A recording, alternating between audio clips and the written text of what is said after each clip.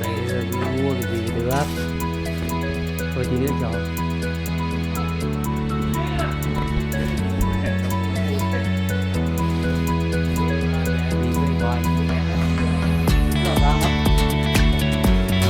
Nói cho nó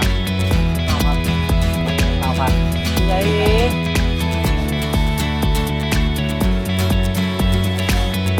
nói trai thằng Vân vào nói trai con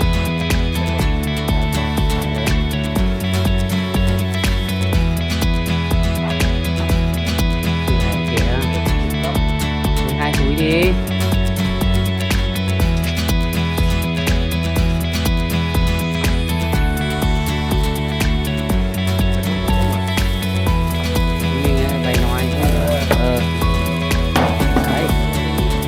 Hai túi đấy, mỗi thằng túi đi.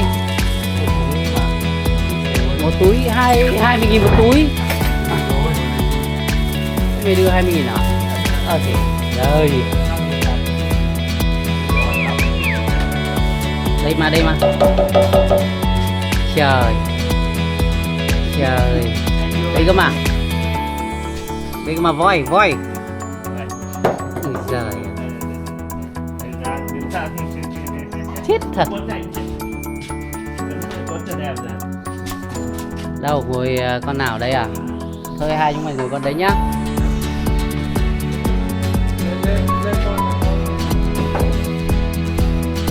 Ăn cho nó tử tế vào. Đấy. Đợi tí. Để cho bọn này nó lên trước đâu thế nào. Từ đã đứng.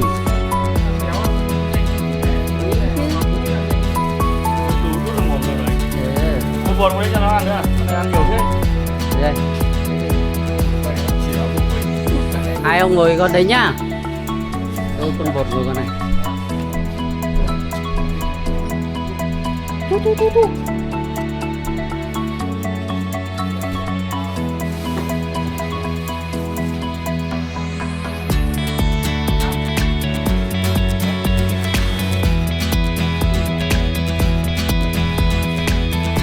Đi ra cái cầu kia kìa, ra cầu đi.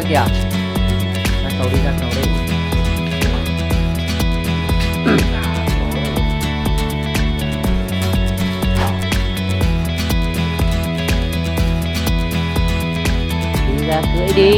Để tôi ra cưỡi xong.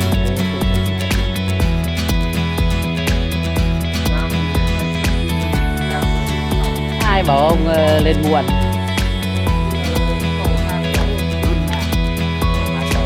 Bám đây hả? Quẹt. Ui giời. Mày cầm đi nhá.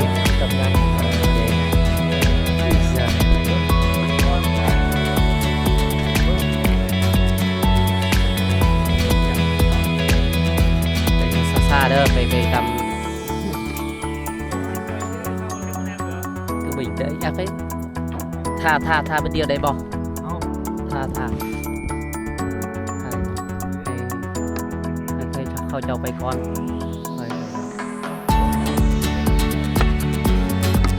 Lên đi. Nó bảo rồi, không phải làm đâu.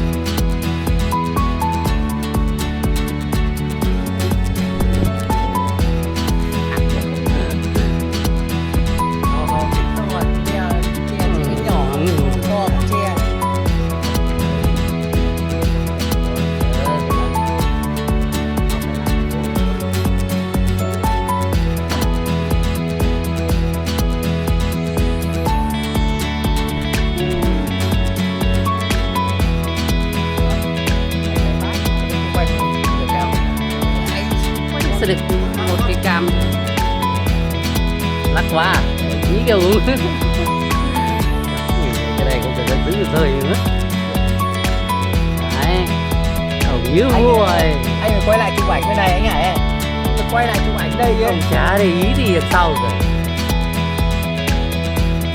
như hai ông phải quay lại sau rồi mới nhìn thấy mặt hết thôi quay sau lưng đấy. Đấy quay anh Hải quay chụp ảnh đằng sau đây xem nào.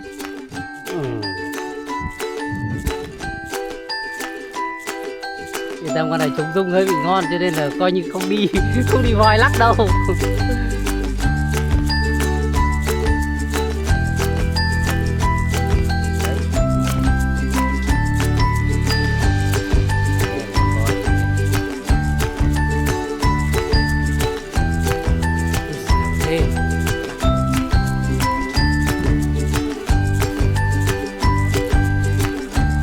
tầm sóc bằng mía đấy thì Sao bằng mía này.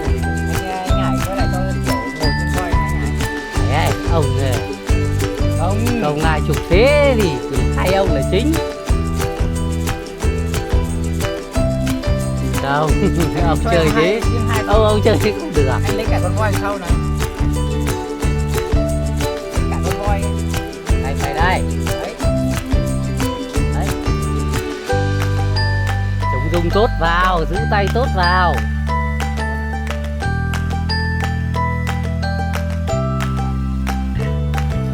Đánh từ từ. Đánh từ ta. Từ từ. Thẳng. Đấy, đây, đây, đây.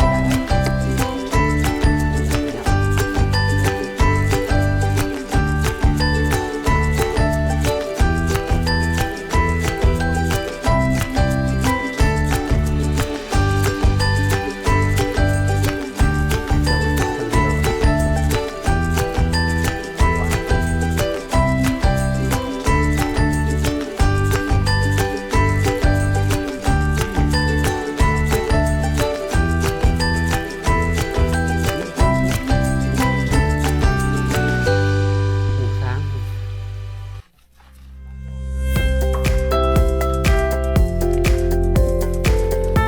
Thế hai ông này chỉ vào cam là chính rồi. Diễn viên chính đấy, diễn đi. Action đi. Rồi, nó còn biết khỉa đây này.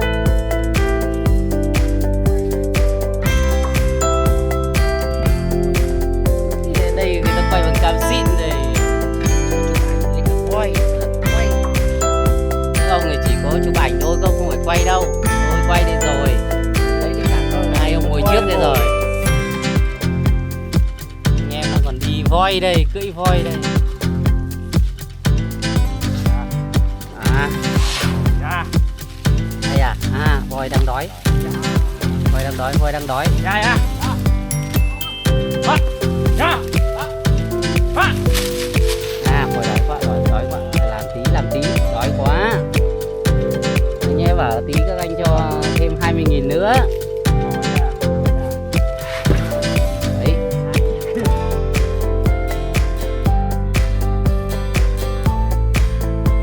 Việt nhắm, là Việt nhắm.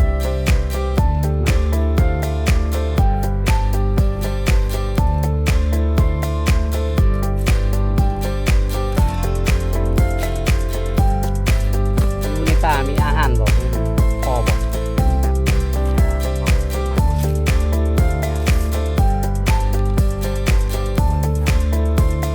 Khao liêng à? Unita bảo mi ahan bảo.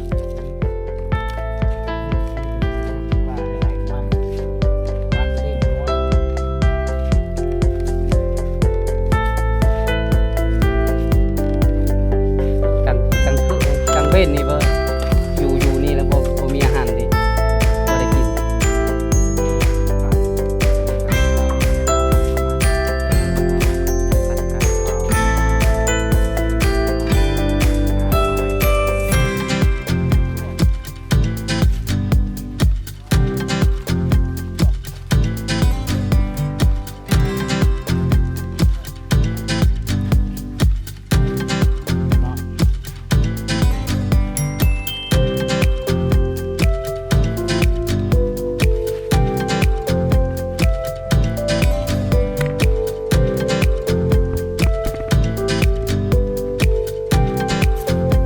Anh quay lại chụp kiểu con voi. Ngồi đang ngồi như con voi nha. quậy lắm mà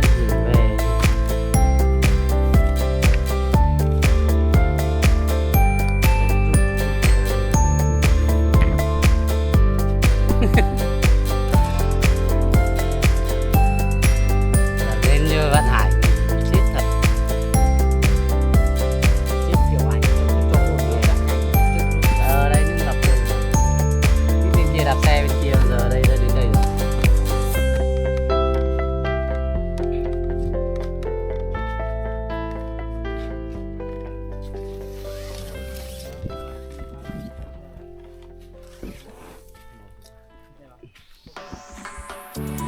Kẹt có lại nó.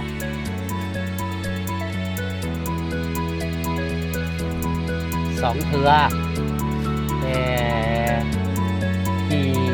ขี่สร้างในเทือทำพิษขี่สร้างเทือทำพิษมาลาว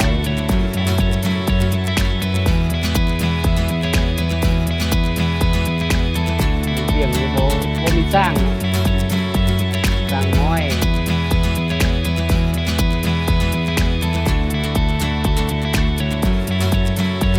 โอ้ดิไปทางนี้เหรอ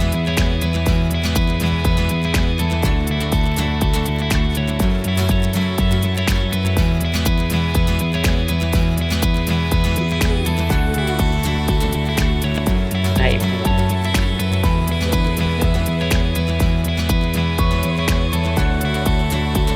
Ngại thôi xin lỗi ạ.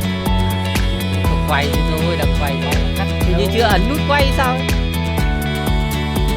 Như vậy sau đã câu lúc vào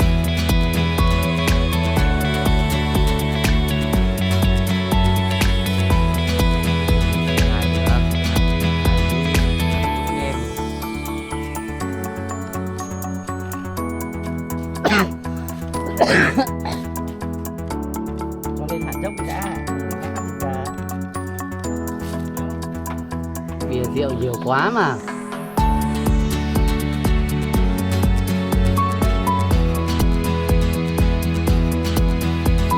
Dốc như anh em đạp xe ấy nhỉ, đóng chậm hắn đi. Cả con quay không? Nhiều vào. Ít quá.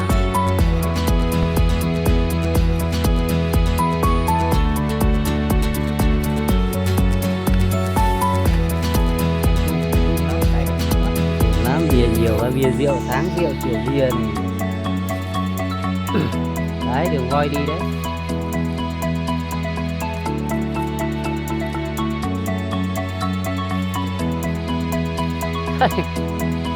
Này thì tiếc. Sau này không có cửa mà đi 80.000 nữa đâu.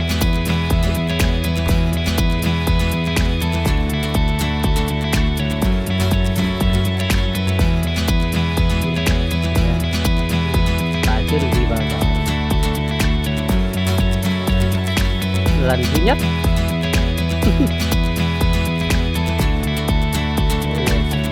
Từ thăm ít.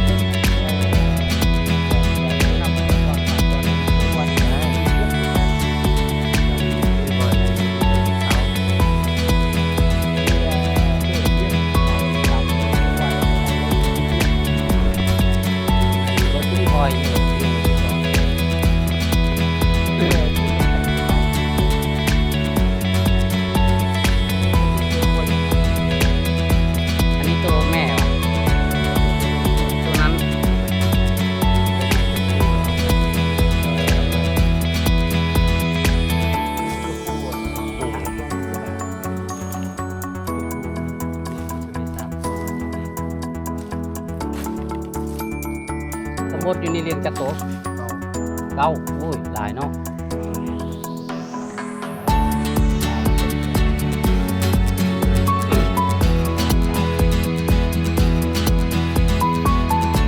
เรียงอยู่ไก่ในป่า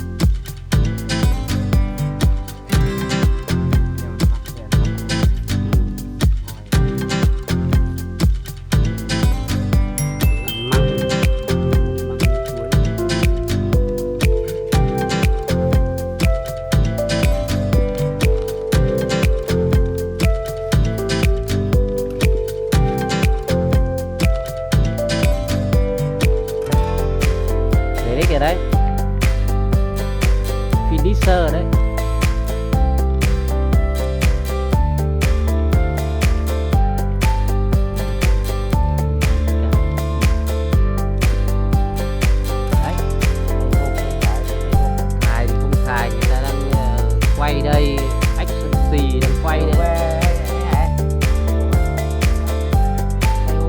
Ô, hôm nào tôi gửi cho ông đây, hôm nào tôi gửi cho ông như hôm nọ ấy.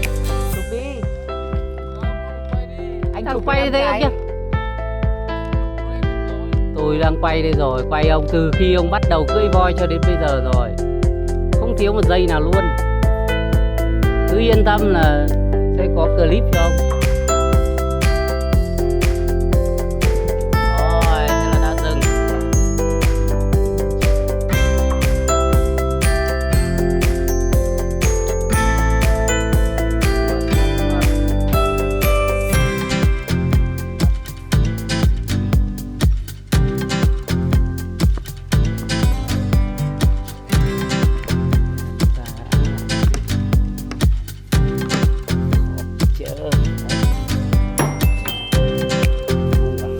Rồi,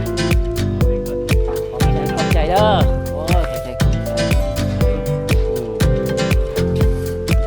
Rồi, thì ấy chài ngân đi. Vất vả quá, cưỡi voi mà vất vả quá. Các bạn trẻ của chúng ta.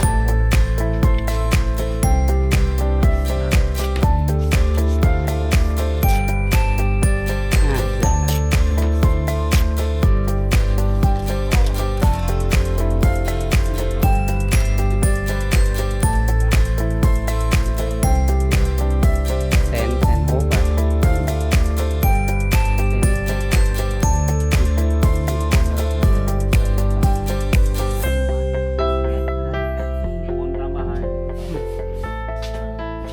Đúng rồi gì nữa. Được rồi. Đúng rồi con gì nữa chuẩn. Đây là chúng ta đã hoàn thành rồi. Biết thế nào là cưỡi voi nhá. Trình gì rồi này trời.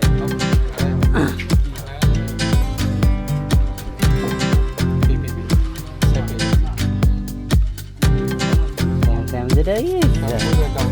Ok, cầm cái làm kỷ niệm à.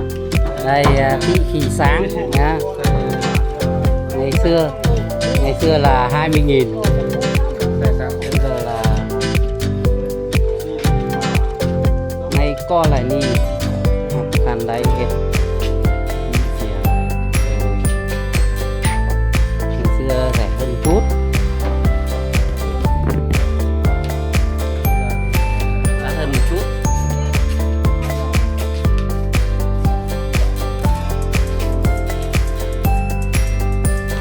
Xong một tour khi sáng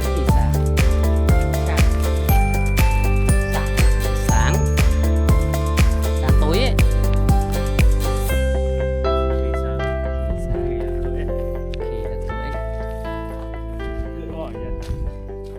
Xong một tour khi sáng. Dịch đi em của anh Ken.